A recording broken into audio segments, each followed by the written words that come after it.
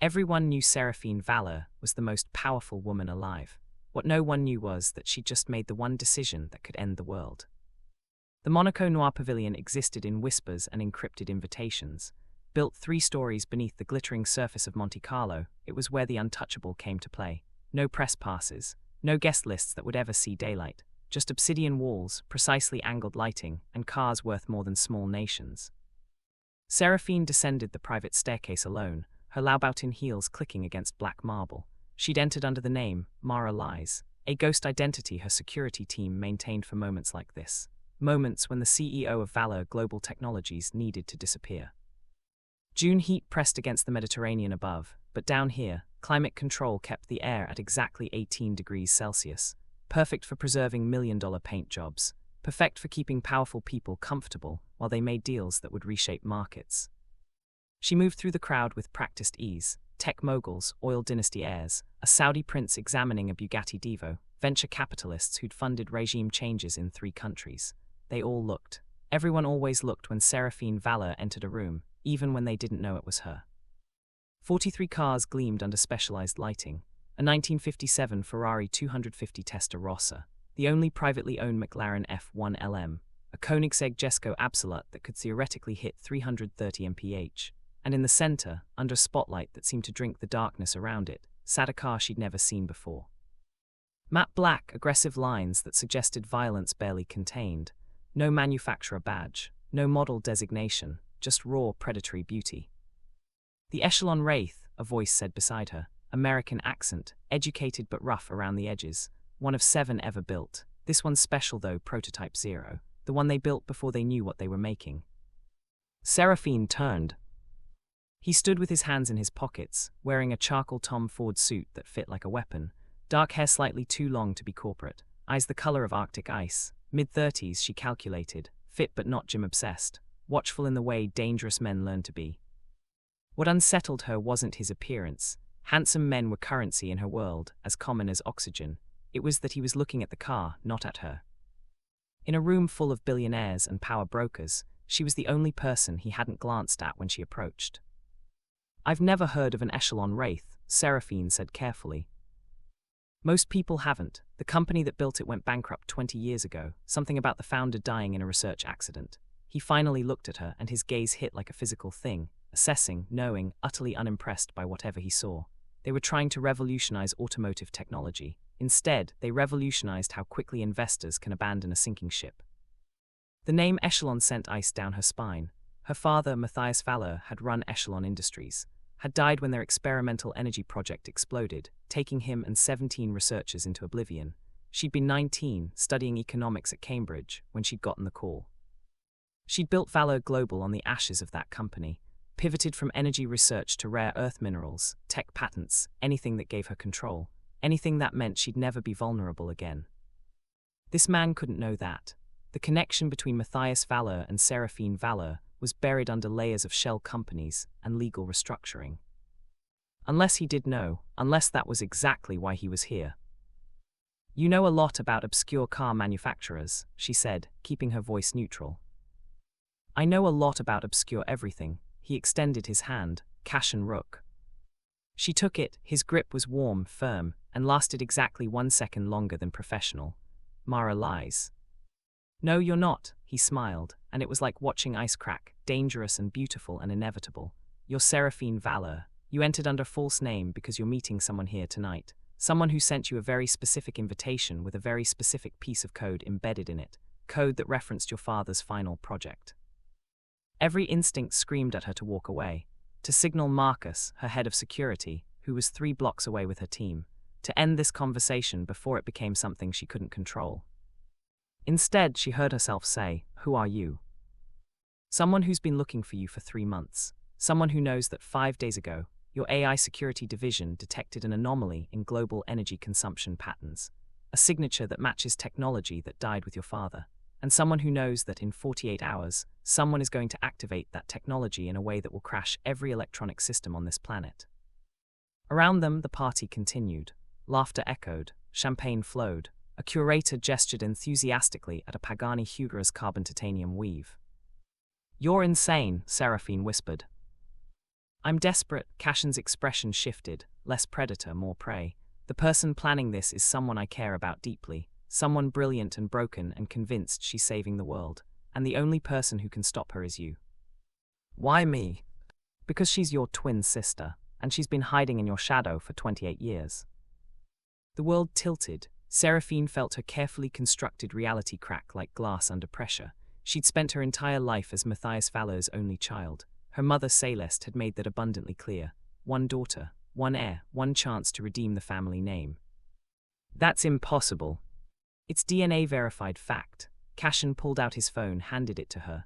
On the screen was a photograph of a woman who could have been Seraphine's reflection. Same bone structure, same sharp cheekbones, same dark eyes that held too much intelligence and not enough warmth.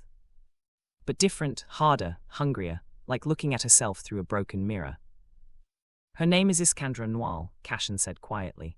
Your father separated you at birth. You went to your mother. She went to a research partner he trusted. He was going to bring you together when you turned 25, let you decide the future of his life's work. But he died, and the woman who raised Iskandra kept her hidden, raised her with all your father's research and none of the wisdom to understand what it could do. And now she wants to activate it. She already has, partially, the anomaly your team detected. That was her running a test from a facility in Iceland, confirming the technology still works. The next activation will be complete, irreversible, and it will either save humanity or destroy civilization. She hasn't decided which yet. Seraphine looked at the photo again, at this stranger who wore her face like a weapon. Why are you telling me this? She asked. If she's someone you care about, why betray her?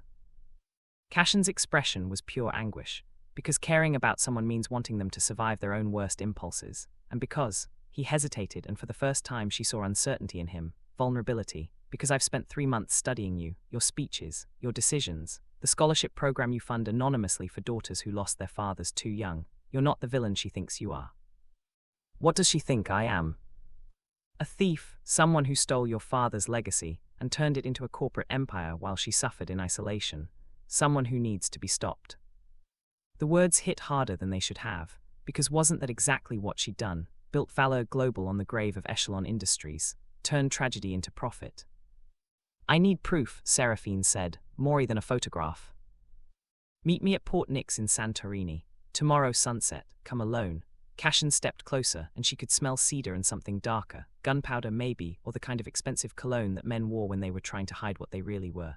And Seraphine, don't trust anyone who's known you longer than I have, because someone in your inner circle has been helping Iskandra for months. He walked away, disappearing into the crowd like smoke. Seraphine stood alone beside the Echelon Wraith, staring at a car that shared a name with her father's dead company, and wondered if everything she'd built was about to collapse.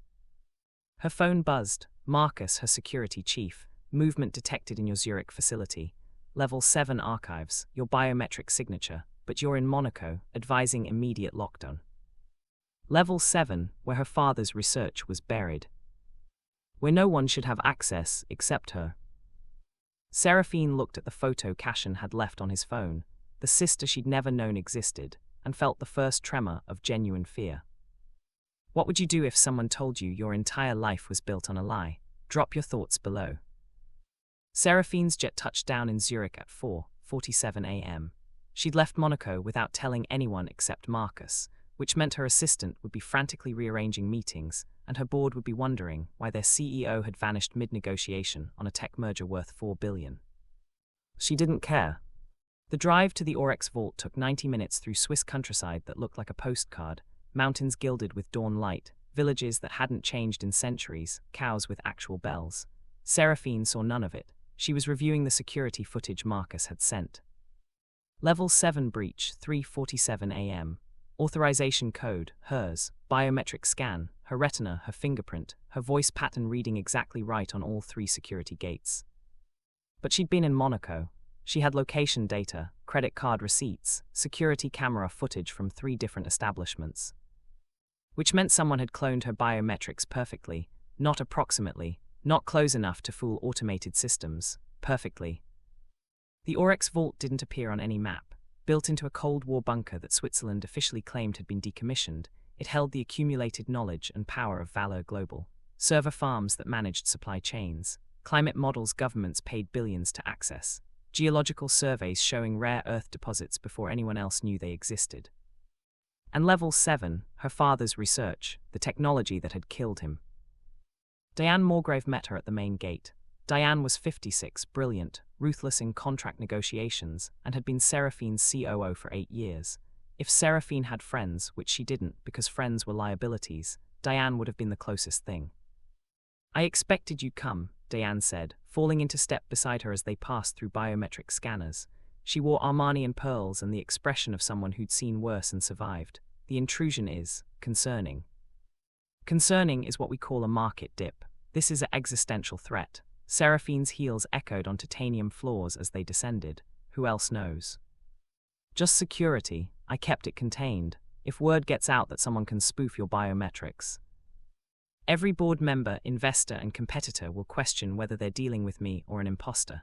Stock price drops. Confidence erodes. We'd be vulnerable to hostile takeover within a week."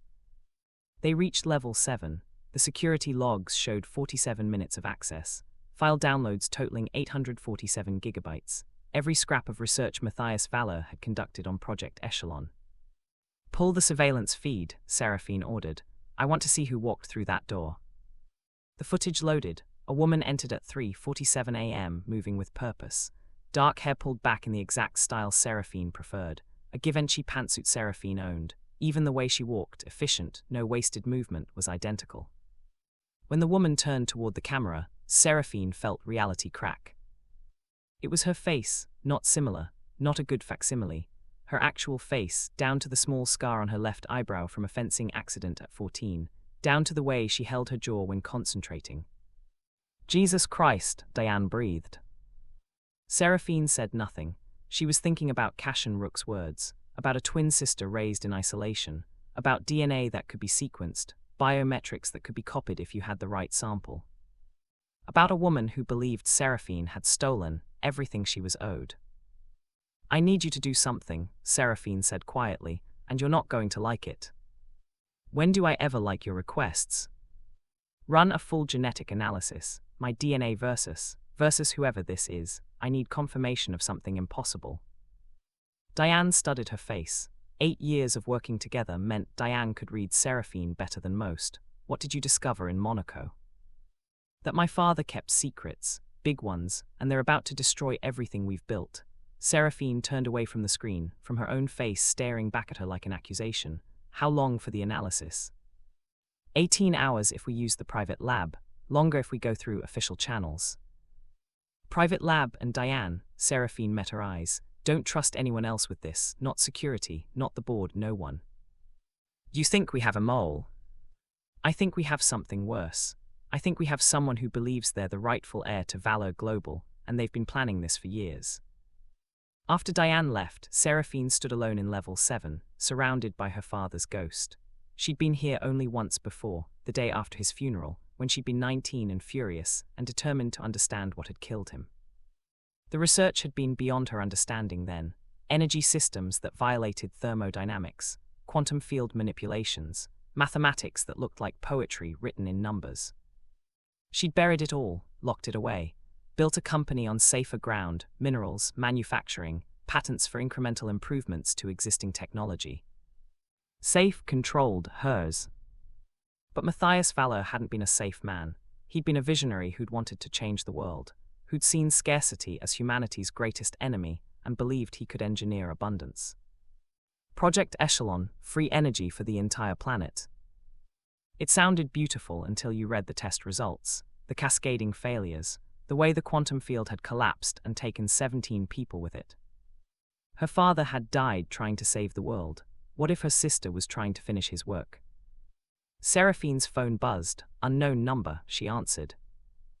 "Did you find it?" Cashin's voice, quiet in her ear. "How did you know I'd?" "Because you're brilliant and paranoid, and you don't take anyone's word for anything. You saw the footage." "I saw myself breaking into my own facility." "Not you, Iskandra. She's had years to study you, your mannerisms, your preferences. She can become you when she needs to." A chill ran through Seraphine's body. "Where is she now?" "Port Nix, waiting. She knows I contacted you. She wants to meet you, face to face, tomorrow night." "Why would I agree to that?" Because in 41 hours, she's going to activate Echelon from a facility in the Arctic Circle. And the only way to stop it, or make sure it activates correctly, is if both of you are present. Your DNA and hers, that's how your father designed it. Twins working together. Neither of you can do it alone. Seraphine closed her eyes, felt the weight of decisions she hadn't known she'd have to make. What does she want from me? Everything you have, or nothing at all. She hasn't decided yet, but Seraphine, Cashin's voice softened. She's not evil, she's alone. She spent 28 years believing she was supposed to save the world and you were the obstacle. Talk to her, show her you're human. I don't do human well. Try anyway for both your sakes. The line died. Seraphine stood in the vault surrounded by her father's research, thinking about the daughter he'd kept and the daughter he'd hidden, wondering which one of them he'd loved more. Wondering if love had factored into his calculations at all. Port Nix revealed itself gradually as Seraphine's boat rounded the volcanic cliffs of Santorini, buildings carved directly into stone, solar panels disguised as traditional roofing, a small harbor with 6 vessels, each worth more than most people would see in 10 lifetimes. She'd come alone as instructed. Marcus and her security team were stationed at a hotel on the main island with orders to extract her if she didn't check in every hour. She wore jeans and a silk shirt, anonymous wealth, the kind that didn't attract attention. Her hair was loose, no jewelry except small diamond studs that doubled as trackers. Cashin waited on the dock. Linen pants, white shirt, sleeves rolled to his elbows. He looked different here, less like the calculated stranger from Monaco, and more like someone who belonged to sunlight and sea air. It made him more dangerous, more real. You came, he said, reaching to help her from the boat. She stepped onto the dock without his assistance. Where is she? Watching us, she's been watching us since your boat entered the cove. Cashin gestured toward a terrace carved into the cliff face. She wants to meet you somewhere neutral, somewhere neither of you has the advantage. They climbed stone stairs that had been worn smooth by centuries of footsteps. The Aegean stretched beneath them, impossibly blue, dotted with yachts and sailboats. Tourists on the main island were probably taking selfies in front of white churches, oblivious to the conversation about to happen that could alter human history. The terrace was small, intimate, a table set for 3, wine already poured, sunset painting everything gold and crimson. And standing at the edge, her back to them, was a woman who could have been Seraphine's reflection. Hello, sister, Iskandra said without turning. Seraphine felt her breath catch. The voice was hers, same timbre, same careful enunciation, but the words behind it were different, sharper, hungrier. Iskandra turned, and Seraphine saw herself through a broken mirror. Same face, same body, but different scars, a burn mark on Iskandra's right hand, eyes that held too much anger and not enough of whatever made Seraphine capable of mercy. This is insane, Seraphine whispered. Is it? Iskandra moved closer, circling like something predatory. I've spent 28 years knowing you existed, watching you build an empire on our father's grave, watching you turn his dream into a monopoly. Which of us is insane, Seraphine? The one planning to destroy global civilization. Iskandra laughed, sharp, bitter, nothing like the controlled amusement Seraphine allowed herself in board meetings. Destroy it, I'm going to free it. Do you know how many people die every year because energy companies ration power to maximize profit? How many wars are fought over oil, coal, lithium? Resources that you control, Seraphine. You've built your throne on artificial scarcity. Our father's technology killed 17 people. Including him. Because he didn't have the complete activation sequence, but we do. Iskandra's eyes blazed. He split the code between us, half in your DNA, half in mine. Together we can activate Echelon properly. We can give the world free energy, end poverty, end war, end everything that makes humans hurt each other. Or we can create an EMP that wipes out every electronic system on the planet and sends civilization back to the Stone Age. Seraphine's voice was ice. I've read the research. The margin for error is less than 1%. Then we'd better not make errors. Iskandra stepped close enough that Seraphine could see flecks of gold in her eyes that matched her own. I didn't bring you here to fight, sister. I brought you here to choose. In 39 hours, I'm activating Echelon from the Arctic facility. You can join me, help me do it correctly, and we save the world together. Or you can stand aside and I'll do it alone and hope for the best. Those aren't the only options. Aren't they? Iskandra's smile was cruel. You could try to stop me, send your security forces, blow up the facility, but Echelon is embedded in 7 locations globally. I destroy one, the others activate automatically. Failsafe, father's design, you can't stop it, Seraphine. You can only decide whether you help make it succeed. Cashin stepped between them, his expression anguished. Iskandra, please, this isn't what Matthias wanted. He wanted you to choose together, not force each other. Matthias is dead, Iskandra said flatly, and he left me with a woman who raised me in a bunker in Greenland, telling me I was special, chosen, meant to save humanity. Do you know what that does to a child, growing up with that weight? I know what it does to grow up without a father at all, Seraphine said quietly. I know what it's like to build yourself from nothing, because the weight of his absence was too heavy to carry. Something flickered across Iskandra's face, not softening, but recognition, shared pain. You had a mother, Iskandra said. Family, connections. I had Dr. Vantrell and a library of research and the certainty that somewhere, my twin was living the life I should have had. I didn't know you existed. I know, Iskandra's voice cracked slightly. That's what made it worse. You didn't choose to leave me behind. You just lived, built an empire, became powerful, while I studied quantum mechanics in an underground facility and wondered why I wasn't enough for our father to keep. Seraphine felt something shift in her chest, an emotion she rarely allowed herself. Empathy. He didn't leave you behind because you weren't enough. He separated us because he loved us too much to let us both die if his research failed. Then let's prove he was right. Iskandra extended her hand. Help me activate Echelon, together, the way he designed it. Seraphine looked at that outstretched hand, her own hand, genetically identical but scarred by different experiences. I need time, she said, to review the research, to understand the risks. We don't have time. Iskandra's hand dropped. In 39 hours the window closes. Solar alignment, electromagnetic conditions, everything has to be perfect. It's now or we wait another decade. Then we wait. While millions suffer, while wars are fought over resources that could be obsolete, while the planet burns because no one can afford clean energy, Iskandra's voice rose. I won't wait. With or without you, I'm doing this. Then you'll destroy everything. Maybe or maybe I'll save everything. Either way, at least I'll have tried. Iskandra turned away, her shoulders rigid. You have 39 hours to decide whose daughter you really are, the visionaries or the cowards. She walked away, disappearing into one of the carved buildings. Seraphine stood frozen, feeling the weight of an impossible choice. Cashin touched her shoulder gently. She doesn't mean that. Yes, she does. Seraphine turned to face him. Who are you really? Why are you caught between us? I told you, Dr. Vantrell raised me alongside Iskandra. We grew up together. I love her like, he hesitated. I loved her like a sister until 3 months ago when she told me her plan, when I realized I had to choose between loyalty and survival. Why choose me? Because you're the only person who can stop this without destroying her, and because, Cashin met her eyes and she saw something in them that made her heart stutter. Because I've spent 3 months studying you, and somewhere in all that research, I stopped seeing a target and started seeing a woman who's just as trapped by her father's legacy as Iskandra is. You just built different walls. He stepped closer, close enough that she could feel his breath on her face. Help me save her, he whispered. Help me save both of you. Seraphine's phone buzzed. Diane, genetic analysis complete. Results are impossible, call me. Have you ever had to choose between saving someone and saving yourself? Tell us below. The genetic analysis confirmed what Seraphine had already known in her bones. Iskandra Noir was her identical twin. Same DNA, same genetic markers, same inherited traits from parents who'd apparently been better at keeping secrets than raising honest daughters. But there was more. Diane's voice over the encrypted line was carefully controlled. There's something embedded in both your genomes, artificial sequences. Your father didn't just separate you, he encoded information into your DNA. It's like he turned you both into living USB drives. Seraphine stood on the terrace at Port Nix, watching sunset bleed into the sea. Cashin had given her space after Iskandra left, but she could feel him watching from inside, giving her room to process. What kind of information? She asked.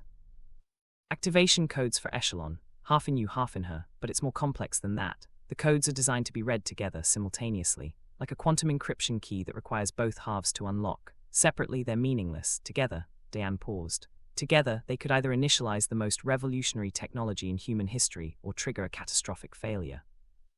Those are very different outcomes. Yes, and according to the documentation I'm finding in your father's research notes, the difference comes down to synchronization. If both of you are present at the activation site, if your DNA is read simultaneously by the Echelon systems, it calibrates correctly. If only one of you is there, or if the timing is off by even milliseconds, the quantum field collapses. EMP, global blackout, end of the modern world. Seraphine felt ice crystallize in her veins. So Iskandra is right, she needs me. And you need her. If you want to stop this safely, you can't just destroy the Arctic facility. You'd need to destroy all 7 sites simultaneously.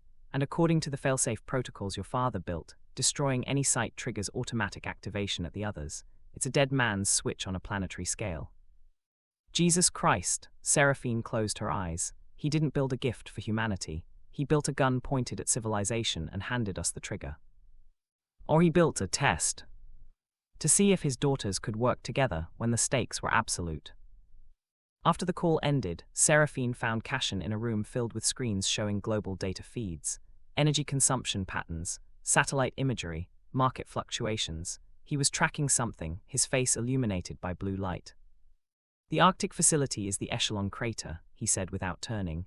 Your father's original testing site. Iskandra has been preparing it for months. She's hired mercenaries, private military contractors with no loyalty except to their paychecks, fortified it against any conventional assault. If we're going to stop her, we can't do it with force.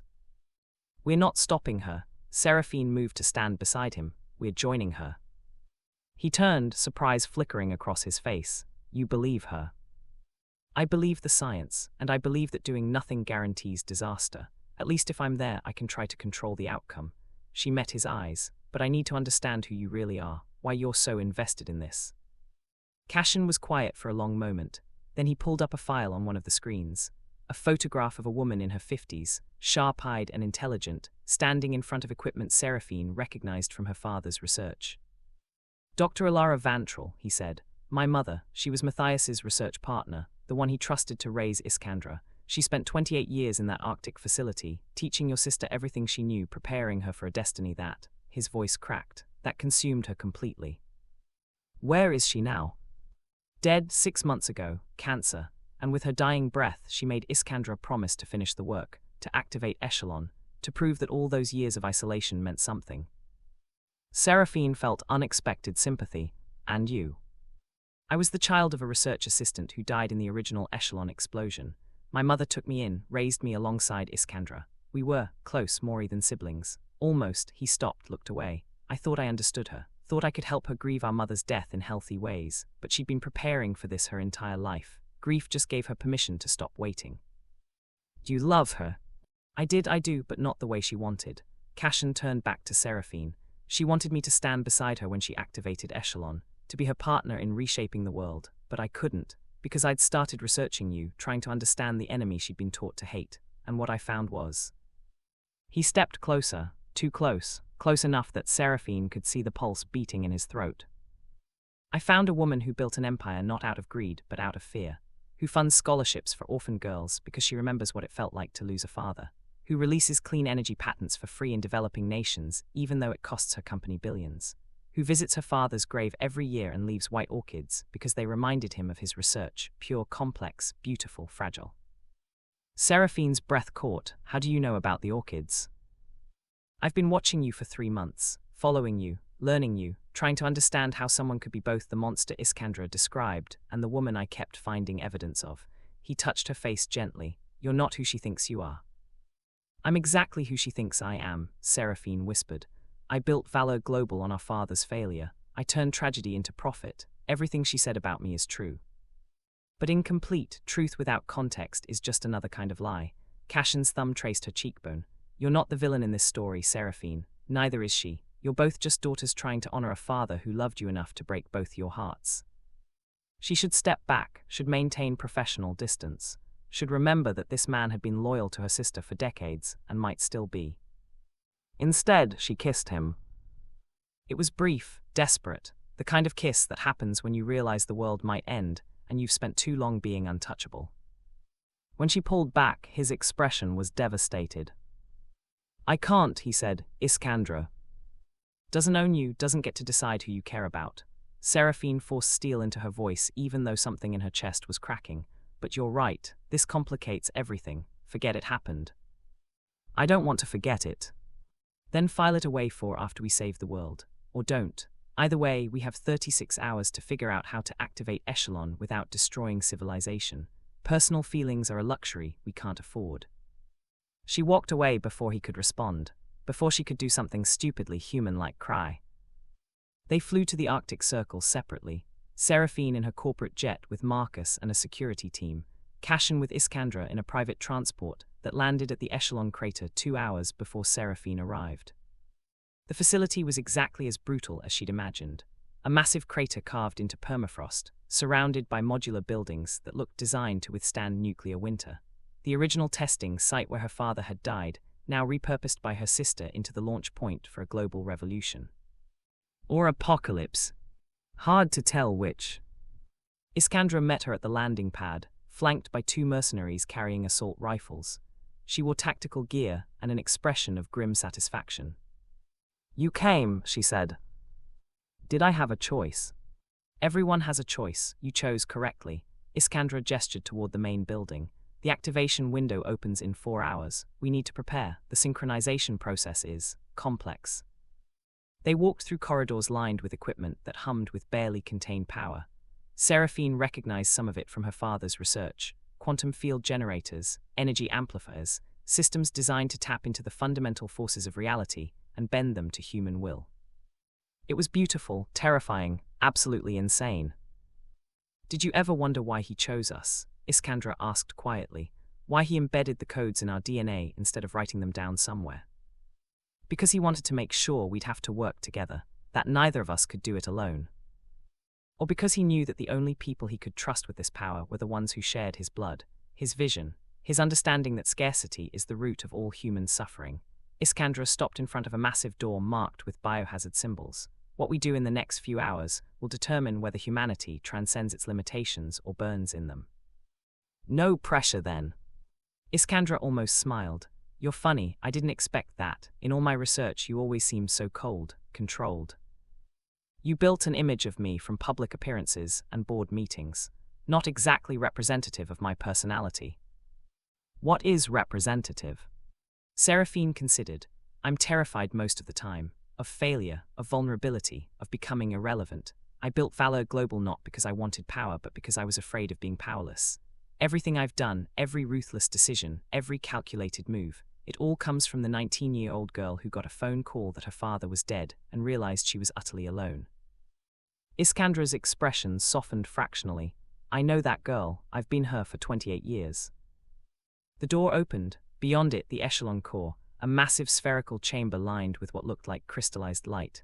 At the center, 2 platforms positioned exactly 3.7 meters apart. "That's where we stand," Iskandra said. "The systems will read our DNA simultaneously. If we're properly synchronized, heartbeat, brain waves, even our breathing, the quantum field will stabilize. Echelon activates correctly. Free energy flows to the 7 distribution sites globally. Within a year, we could power the entire planet without fossil fuels." "And if we're not synchronized?" "Cascading quantum collapse, EMP pulse that wipes out every electronic system within a 1,000-kilometer radius. Then the failsafes trigger at the other sites. Global blackout within 47 seconds. 47, always 47. "How do we synchronize?" Seraphine asked. Iskandra's smile was sad. "We have to trust each other, completely. No barriers, no defenses. It's not just physical proximity. The system reads our neurological patterns. If there's doubt, fear, deception, anything that creates dissonance between us, it fails." "You're asking me to be vulnerable with a stranger." "I'm asking you to be human with your sister." "If you had to trust a stranger with the fate of the world, how would you find the courage? Comment your thoughts." 2 hours before activation. Cashin found Seraphine in an observation room overlooking the Echelon core. She was studying readouts, running calculations, looking for any flaw in the mathematics that might give her an escape from the impossible choice ahead. "You're stalling," he said gently. "I'm being thorough." "You're being terrified." He moved beside her. "I would be too." Seraphine didn't look at him. "Did she send you to convince me?" "She doesn't know I'm here. She's in the prep chamber meditating, trying to clear her mind for the synchronization." Cashin was quiet for a moment. "I need to tell you something, about why I really contacted you." "I assumed you wanted to save the world." "I do, but that's not the only reason." He pulled up a file on the observation screen. Personnel records, financial transactions, communication logs. 3 months ago, when Iskandra told me her plan, I started investigating, trying to understand how she'd gotten access to your father's research, how she'd located all 7 echelon sites, how she'd known where to find you. And I found evidence of a conspiracy that goes back 28 years, to the night your father died. Seraphine turned slowly. What kind of conspiracy? The echelon explosion wasn't an accident. It was sabotage. Someone wanted your father dead and his research destroyed. Someone powerful enough to cover it up, to make it look like researcher error. Cashin's expression was grim. I think that same someone has been manipulating both of you ever since, keeping you apart, making sure you'd never trust each other enough to work together. Why? Because echelon represents the end of scarcity, and there are entire industries, entire civilizations built on scarcity, oil companies, rare earth mineral cartels, governments that derive power from controlling resources. He met her eyes, including Valor Global. The words hit like a physical blow. You think someone in my company? I think someone very close to you has been working for decades to make sure echelon never activates successfully. And I think that person is here, right now, planning to sabotage the synchronization. Seraphine's mind raced through possibilities. Marcus, no, he'd been with her for only 5 years. Diane, longer tenure, but she'd had nothing to do with the original research. Who else had connections to both her father's era and her current? The realization hit like ice water. My mother, she whispered. Cashin nodded slowly. Seraphine Valeur. She was working with your father when echelon was being developed. She had access to everything. And after his death, she was the one who took control of his assets, restructured the company, made sure you were positioned to inherit. She's been your advisor for your entire adult life. She's in Monaco. She doesn't even know about this. Seraphine stopped, pulled out her phone, checked her security alerts. A private jet registered to Seraphine Valeur had landed at the Arctic facilities airstrip 40 minutes ago. Jesus Christ. There's more. Cashin pulled up another file. Photographs, security footage. Your mother has been in contact with the mercenaries Iskandra hired. She's been funding them through shell companies. She didn't just allow Iskandra to fortify this facility, she helped her do it. Why would she help activate something she sabotaged? She's not helping her activate it. She's making sure it fails, catastrophically, in a way that destroys both of you and buries echelon forever. Cashin's voice was urgent. Think about it. If the synchronization fails and the EMP triggers, who benefits? Not the world, it descends into chaos. Not you or Iskandra, you're both at ground zero. But someone who controls rare earth minerals, who has patents on existing energy technology, who has positioned herself to be essential during a global crisis. Seraphine felt sick. She'd be the only person with the resources to rebuild. Governments would come to her. She'd consolidate power across sectors, become more influential than any CEO in history. And she'd do it by sacrificing both her daughters. The observation room door opened. Seraphine Valeur walked in, elegant in a Chanel suit that looked absurd in an Arctic military facility. She was 63 and beautiful in the way that money and surgery could maintain, her expression perfectly composed. Seraphine, darling, she said warmly, I was hoping we could talk before you do something catastrophically stupid. Seraphine turned, and for the first time in her life, she looked at her mother and saw not family but enemy. You killed him, she said flatly. You killed father. Celeste's smile didn't waver. I saved you, both of you, though Iskandra was too young to remember. Matthias was brilliant but reckless. He was going to activate echelon before it was ready, before he understood the risks. I prevented that. The explosion was unfortunate but necessary. You murdered 17 people. I saved billions. Echelon would have destabilized every power structure on the planet. Wars would have been fought over the technology. Nations would have collapsed. Matthias was a visionary, but he was a fool about human nature. People don't want free energy. They want control, power, advantage. Give everyone unlimited resources and they'll just find new things to fight over. Cashin moved between them. You've been sabotaging this from the beginning, keeping the twins apart, making sure they'd never trust each other. I kept them safe. I gave Seraphine everything, education, opportunity, and empire. I gave Iskandra, well, I gave her purpose, a mission, something to blame for her isolation. Celeste looked at Seraphine with something that might have been affection or might have been calculation. And now you're both here, about to make the same mistake your father did, but I'm going to save you again. She pulled a small device from her purse. Remote detonator. I have explosives positioned throughout this facility, she said calmly. Enough to level it completely. enough to trigger an avalanche that will bury everything under 1,000 tons of ice. You can walk away right now, Seraphine. Come with me. Let Iskandra die with her delusions. Valor Global will survive. You'll inherit everything I've built. We'll be the most powerful family in the world. And if I refuse? Then I detonate anyway. Better both my daughters die than let Echelon destroy civilization. Seraphine looked at her mother, this woman who'd raised her, taught her, shaped her into a weapon disguised as a CEO, and felt something break inside her chest. You were supposed to love us, she whispered. I do love you, that's why I'm willing to do what's necessary. Celeste's finger hovered over the detonator. Choose, Seraphine, your sister or your future. Before Seraphine could answer, the door burst open. Iskandra stood there, flanked by her mercenaries, her expression pure fury. Hello, mother, she said. I was wondering when you'd show yourself. What would you sacrifice to save someone you just met? Share below. The standoff lasted 3 seconds before everything went to hell. Iskandra's mercenaries moved first, weapons rising. Celeste's finger pressed the detonator. Cashin lunged for Seraphine, pulling her down as alarms shrieked through the facility. The explosion was smaller than Seraphine expected, precise, surgical.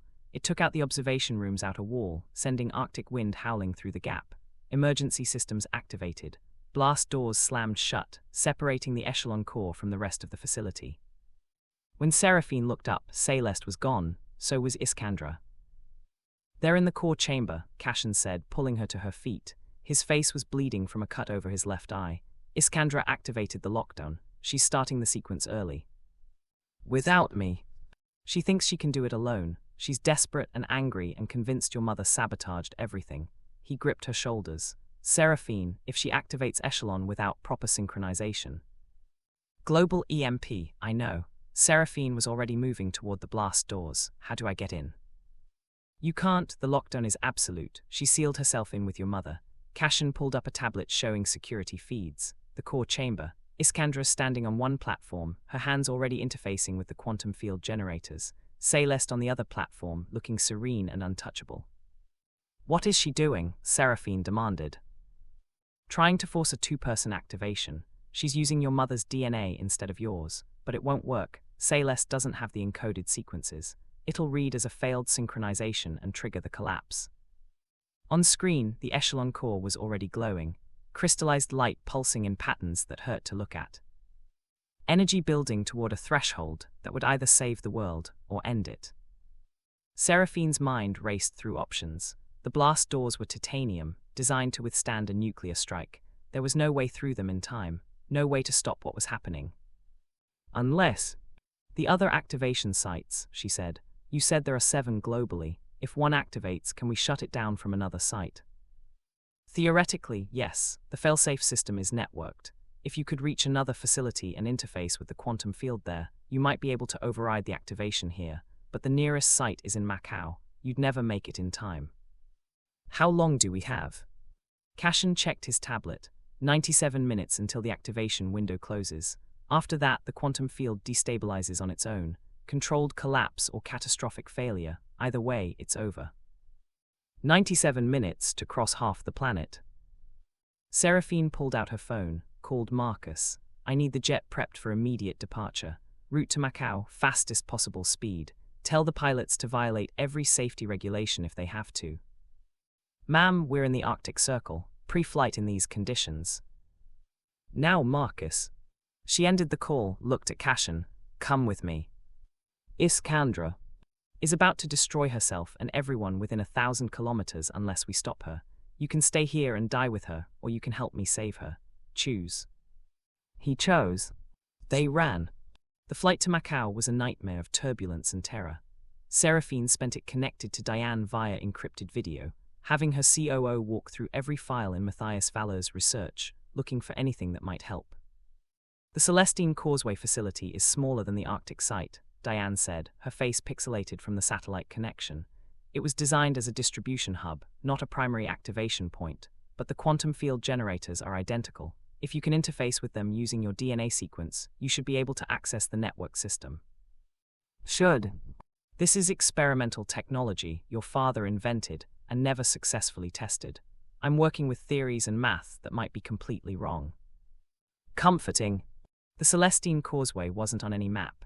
It existed as a floating structure in the waters between Macau and Hong Kong, officially listed as a casino and resort for ultra-high net worth individuals. Unofficially, it was where the world's shadow elite came to make deals that would never see legal documentation. It was also built on top of one of Matthias Valeur's hidden echelon sites. Seraphine's helicopter touched down on the causeway's roof at 2:47 a.m. local time. The manager, a smooth man in a Tom Ford suit who asked no questions, led her and Cashin through private corridors to a service elevator that descended far deeper than any casino needed to go. Level B7, the Echelon Distribution Facility. It was smaller than the Arctic site, but no less intimidating. The quantum field generators hummed with latent power.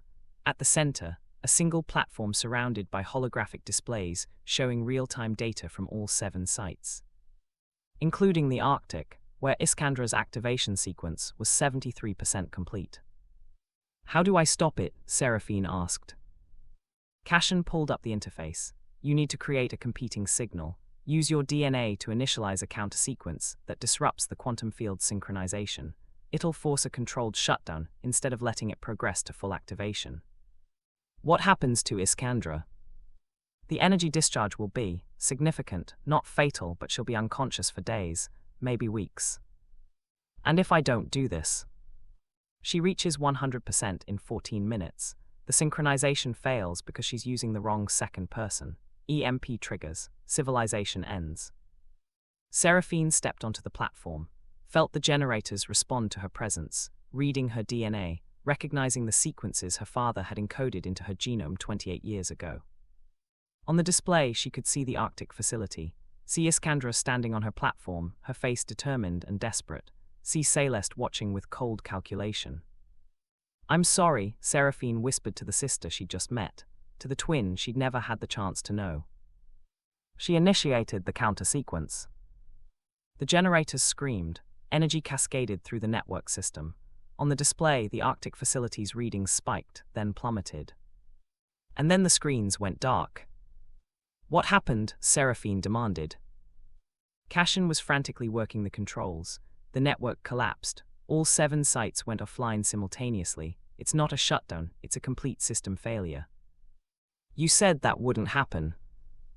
"It shouldn't have, unless," his face went pale, "unless someone sabotaged the failsafe protocols, made sure that any attempt to stop the activation would trigger exactly this." Seraphine felt ice flood her veins. "My mother. She knew you'd try to stop Iskandra, knew you'd use one of the other facilities. She set this up so that trying to save your sister would destroy everything." On the dark screens, nothing, no data, no feeds, no way to know if Iskandra was alive or dead. No way to know if they'd just triggered the very catastrophe they were trying to prevent. The silence lasted 47 seconds. Then one by one, the displays flickered back to life. But the data showing wasn't from the Echelon network, it was something else, something new. A video feed, live, from the Arctic facility. Iskandra stood in the ruins of the core chamber, looking directly at the camera. She was bleeding from a cut on her temple, her tactical gear torn, but alive, very much alive. "Seraphine," she said, her voice transmitted across thousands of miles. "I know you can hear me, I know you tried to stop me, and I know it didn't work." Behind her, the Echelon core was still glowing, still building towards something. "Mother sabotaged the failsafe," Iskandra continued, "made it so the only way to shut down the system was to activate all 7 sites simultaneously, not shut them down, activate them. She thought that would be impossible. She didn't count on us being smarter than her." Iskandra smiled, and it was terrifying and beautiful and utterly insane. "So I'm giving you a choice, sister. In 8 minutes I'm going to complete the activation sequence here. It won't work correctly because you're not with me. It'll trigger the cascade. But if you activate the Macau facility at exactly the same moment, if we both reach 100% synchronization simultaneously, even separated by half the planet, the quantum field might stabilize. It's never been tested. The math says it could work. Or it could create a feedback loop that destroys both facilities and everything within 100 kilometers." She paused, "But doing nothing guarantees the AMP. Doing this gives us a chance. So choose, trust me, or let the world burn." The feed cut out. Seraphine looked at Cashin. "Can it work?" I don't know. The quantum entanglement theory suggests that if you're properly synchronized, if both of you are in the right mental state, if the timing is perfect, if 100 other variables align, then yes, maybe, but the margin for error is less than 1%, I know. Seraphine stepped back onto the platform. Tell me what to do. Would you trust your gut or the science when the world hangs in the balance? Comment below. 7 minutes until activation. Seraphine stood on the platform while Cashin interfaced with the quantum field generators, trying to synchronize the Macau facility with whatever Iskandra was doing in the Arctic. This is insane, he muttered. We're trying to create quantum entanglement between 2 points separated by 11,000 kilometers. The energy requirements alone. Will it work? Ask me in 7 minutes.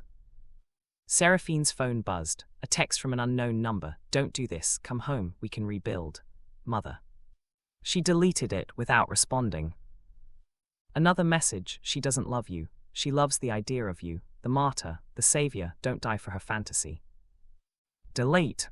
I'm your mother. I raised you. I made you everything you are. Don't throw that away for a stranger. Seraphine typed back. You were supposed to love us both. Instead, you tried to kill us both. That's not love, that's control. And I'm done being controlled. Send. The displays showed Iskandra's facility powering up, energy signatures rising, the quantum field beginning to coalesce into something that looked like frozen starlight. Talk to me, Cashin said. The synchronization requires more than just biological presence. It reads neurological patterns. You need to be in a specific mental state. What state? The documentation isn't clear. Your father wrote about harmonic resonance between matched consciousnesses, about trust at the quantum level. It's poetry disguised as science. So I need to, what? Think happy thoughts about a sister I met 3 days ago. You need to open yourself up completely. No barriers, no defenses. You need to be vulnerable in a way I'm guessing you haven't been since you were 19. Seraphine closed her eyes, felt the generators humming around her, felt her DNA being read, interpreted, translated into instructions for systems that could reshape reality. And she thought about Iskandra. Not the threat, not the stranger, but the girl who'd spent 28 years in isolation, believing she was meant to save the world. The girl who'd lost the same father Seraphine had lost, who'd grown up with the same questions and the same weight and the same desperate need to prove her existence mattered. They were the same person wearing different scars. 5 minutes, Cashin said quietly. Seraphine reached deeper, past the CEO, past the empire builder, past every defense she'd constructed since the day she'd learned her father was dead. She found the 19-year-old girl standing in the rain at a funeral, making a promise that she'd never be vulnerable again, that she'd build herself into something untouchable. And she let that girl go. 4 minutes. She thought about Cashin, about the way he'd looked at her in Monaco like he already knew who she was beneath the armor, about the kiss they'd shared, brief, desperate, real, about how she'd spent 3 decades believing love was weakness when maybe it was just another form of courage. 3 minutes. She thought about her father, Matthias Valeur, brilliant and reckless, and so convinced his technology could save humanity that he'd been willing to die for it, willing to split his own daughters apart to protect them from his vision.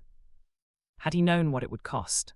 Had he calculated the loneliness, the isolation, the way both his daughters would grow up broken in different directions? Or had he just been a man trying to do good in a complicated world, making impossible choices with insufficient information? 2 minutes. The platform beneath her feet began to glow, energy cascading up from the generators, reading her DNA, translating it into commands. On the display, she could see Iskandra in the Arctic, standing in the same pose on her platform, glowing with the same light. Their eyes met across 11,000 kilometers. 1 minute. Seraphine, Cashin said urgently, the energy readings are spiking. If this doesn't synchronize perfectly. I know. You could still stop, shut it down, walk away. And let her die alone. No, Seraphine kept her eyes on her sister's face. We were born together. If we die together. 30 seconds. The light intensified. Seraphine felt something building in her chest. Not fear, not hope, but something stranger. Connection. Like invisible threads were weaving through space, linking her DNA to Iskandra's, creating a bridge between 2 women who should have grown up together and instead had been turned into weapons. 15 seconds. She thought, I'm sorry we never got to know each other. I'm sorry Father chose this for us. I'm sorry I spent my life building walls when I could have been searching for you. 10 seconds. On screen, Iskandra's lips moved. No audio, but Seraphine could read the words, I'm sorry too. 5. Cashin gripped her hand. Whatever happens, I'm glad I met you. 4. I'm glad you chose me over her. 3. I'm glad. 2. The world went white. Seraphine existed in pure light for what felt like centuries, and also no time at all. She could feel Iskandra, not just sense her presence but feel her thoughts, her memories, her hopes and terrors, and the bottomless well of loneliness that had defined her entire existence. It was like looking into a mirror that showed you not your reflection but your shadow, the person you could have been if every choice had gone differently. We're the same, Iskandra's thought echoed through the quantum field. Father made us identical, so we'd never forget that we were halves of one whole. We were never meant to be apart, Seraphine realized. Every decision, every success, every moment of my life has been incomplete because you weren't there. And every moment of mine has been stolen because you were living the life I should have had. Not should have, could have, we both could have had different lives, better lives. Can we have them now? The question hung between them like a prayer. Around them, the quantum field was stabilizing. Seraphine could sense it, feel the energy aligning, the mathematics resolving into elegant equations instead of catastrophic failures. The 7 echelon sites were synchronizing not because of technology, but because of connection. Because 2 identical DNAs separated by impossible distance were choosing to trust each other. But there was something else in the field with them. A presence, malevolent and calculating. Mother, both twins recognized simultaneously. Celeste had somehow interfaced with the quantum field. Seraphine could feel her consciousness like a virus in the system, trying to destabilize the synchronization, trying to force the collapse she'd been planning for 28 years. She can't stop us, Iskandra thought fiercely. We are stronger together than she ever understood. She sabotaged the fail-safes. If we don't neutralize her presence in the next 47 seconds, the field collapses anyway. Then we fight her. How do you fight someone in a quantum field? The same way you fight anyone, with truth. The twins turned their combined consciousness toward their mother's presence.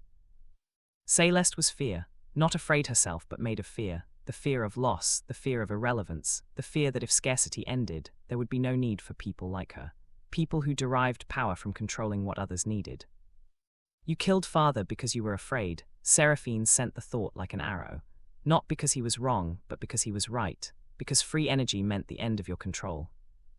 I protected you, Celeste's consciousness shot back, both of you. If Matthias had succeeded, you would have been targets. Every government, every corporation, every terrorist group would have come for you. I made sure you survived. You made sure we suffered, Iskandra countered.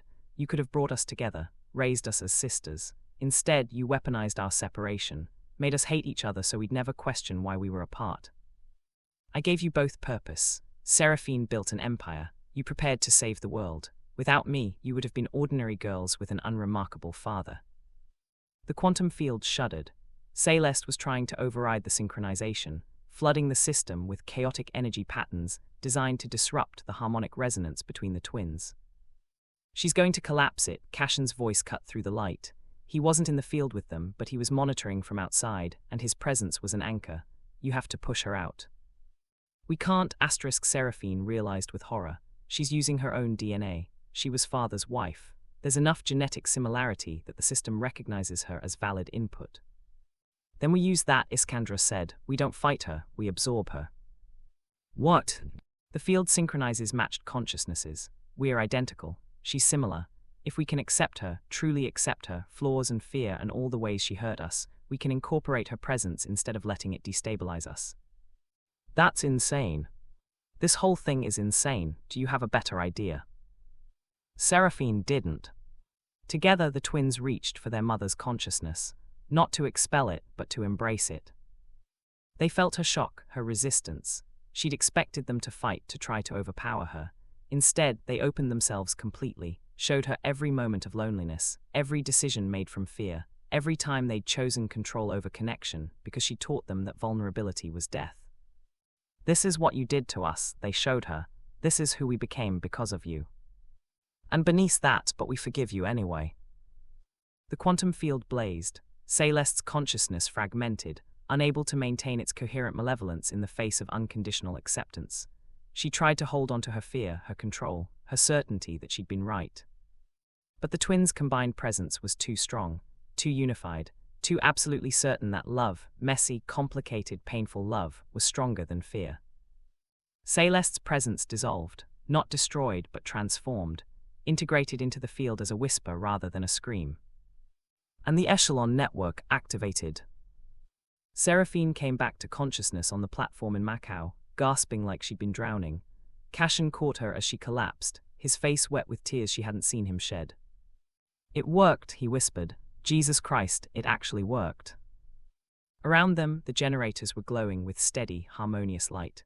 The quantum field had stabilized.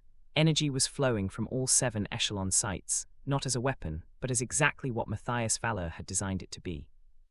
Free energy, unlimited, clean, available to anyone with the technology to receive it. On the displays, data flooded in, power grids across the planet detecting the new energy source, engineers and scientists scrambling to understand what had just changed, news reports beginning to spread that something unprecedented had happened. And in the Arctic, Iskandra sitting up on her platform, bruised and bleeding and smiling like she'd just won a war.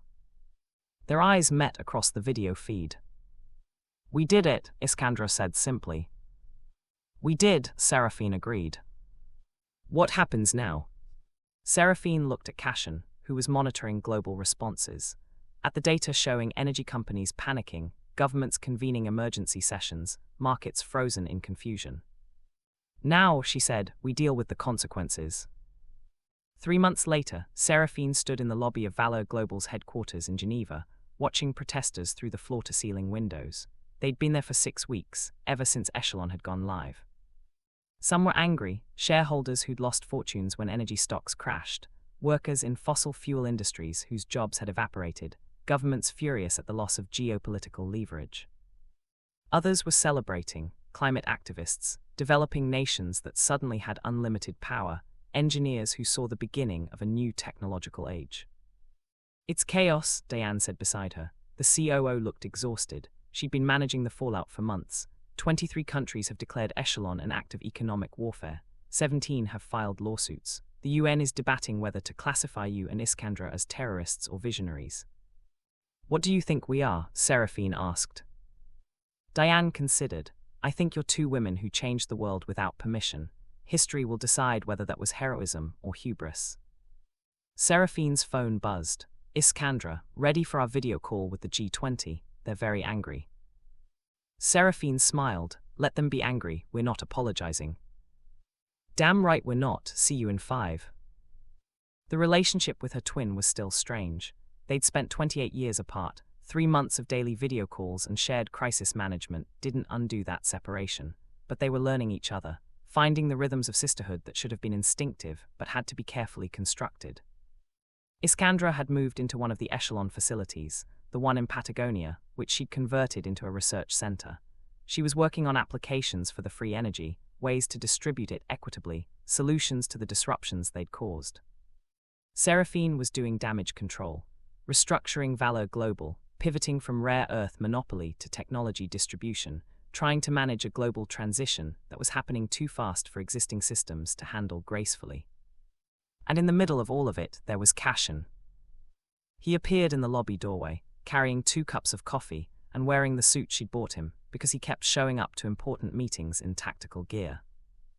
"The G20 is threatening sanctions," he said, handing her a cup, "and 3 more Nobel Prize committees have sent nominations. You're both on the shortlist for peace, physics, and economics. We broke the global economy. You also prevented the energy wars that would have started when oil reserves hit critical levels in the next decade. Apparently that counts as peace." He moved closer, his voice dropping. "How are you doing, really?" Seraphine considered the question. 3 months ago she'd been untouchable, the CEO who never showed weakness, the woman who'd built an empire on control. Now she was someone who'd chosen vulnerability over safety, who'd trusted a stranger who turned out to be her sister, who'd fallen in love with a man who'd been loyal to that sister first and chosen Seraphine anyway. "I'm terrified," she admitted. and exhausted, and angrier at my mother than I've ever been at anyone. Celeste was in a psychiatric facility in Switzerland, being treated for a breakdown that had occurred when the echelon activation completed. She'd lost her power, her company, her daughter's trust. All she had left was the truth that she'd tried to kill them both. Seraphine visited her once a week, not because she'd forgiven her, but because forgiveness was a process, not an event, because her mother was sick in ways that had nothing to do with the psychiatric diagnosis. Because family was complicated, and Seraphine was learning that complicated didn't mean disposable. But mostly, Seraphine continued, I'm grateful, for you, for Iskandra, for the fact that we're all still alive. Cashin kissed her gently, that's my favorite version of you. Which version? The one who's brave enough to be grateful. The video call with the G20 was predictably hostile. 20 world leaders demanding explanations, reparations, control over echelon technology that Seraphine and Iskandra absolutely refused to give. You can't just change the fundamental economics of civilization without consequences, the French president argued. We can and did, Iskandra replied coolly. The technology is distributed globally. You can't shut it down without destroying the infrastructure you've already built to utilize it. You can fight us, or you can work with us to manage the transition. Your choice. This is tyranny disguised as altruism, the Chinese premier countered. This is progress, Seraphine said. Uncomfortable, disruptive, world-changing progress. Our father died believing humanity could transcend scarcity. We're proving him right. The call ended with nothing resolved, but that was fine. Resolution would take years, maybe decades. What mattered was that the conversation was happening. After Seraphine found herself on the rooftop garden of Valeur Global Headquarters, looking out at Geneva, Cashin joined her, and then, surprisingly, Iskandra appeared via hologram, a technology they'd been experimenting with for meetings. I hate these things, Iskandra said, gesturing at her semi-transparent form, but I wanted to tell you something. What? I've been going through Father's personal journals, the ones that were too encrypted for anyone to access until we activated Echelon. Iskandra's expression was complicated. He knew Seraphine. He knew the activation would require us to forgive each other, to forgive Mother, to choose love over fear. That's why he split us apart, not because he wanted to, but because he understood that the only way Echelon could work safely was if the people activating it had learned to overcome hatred. He turned us into an experiment, Seraphine said quietly. He turned us into proof that his philosophy was right, that humans are capable of choosing connection over control. Iskandra smiled sadly. I don't know if I forgive him for that yet, but I understand it. Do you forgive me, Seraphine asked, for the life you didn't get to have? I'm working on it. Do you forgive me for almost destroying civilization? Also working on it. They looked at each other, identical faces, different histories, the same impossible hope that they could build something better from the wreckage of their father's legacy. What happens next? Iskandra asked. Seraphine glanced at Cashin, who was watching them both with an expression that might have been love or might have been wonder. We keep working, she said. We keep trying. We keep choosing the harder path because it's the right one. That's exhausting. Yes, but we don't have to do it alone anymore. Iskandra's hologram flickered, and for a moment she looked impossibly young, like the girl she'd been before isolation and destiny and the weight of their father's dreams. I'm glad I met you, she said softly, even if we had to almost destroy the world to make it happen. Me too. The hologram faded. Seraphine stood on the rooftop with Cashin, watching the sun set over a world that was changing too fast and not fast enough, thinking about her father's journals and her sister's forgiveness, and the man beside her who'd chosen her when choosing her was complicated. What are you thinking? Cashin asked. That 3 months ago I owned the world, and now I'm just a woman trying to save it. Which do you prefer? Seraphine considered, remembered the Ice Queen she'd been, the untouchable CEO. The woman who'd built walls so high nothing could hurt her, and nothing could touch her either. This, she said finally, I prefer this. Cashin took her hand, even though it's messy and impossible and terrifying. Especially because it's messy and impossible and terrifying, she turned to face him fully. I spent my life trying to be powerful. Turns out being human is harder, and better. Geneva glittered beneath them. Somewhere in Patagonia, Iskandra was probably working on another impossible project. Somewhere in Switzerland, their mother was learning that control wasn't love. somewhere across the planet, 7 echelon sites were generating infinite energy, reshaping civilization 1 kilowatt at a time. And here, on this rooftop, Seraphine Valeur was learning that the most revolutionary act wasn't changing the world. It was allowing the world to change you. "Come on," Cashin said, pulling her toward the elevator. "We have a dinner meeting with the UN Climate Council, and Iskandra bet me 20,000 euros you'd be late." "I'm never late. You're human now, humans are sometimes late." Seraphine laughed, a real laugh, unguarded and genuine. "Then let's be late together."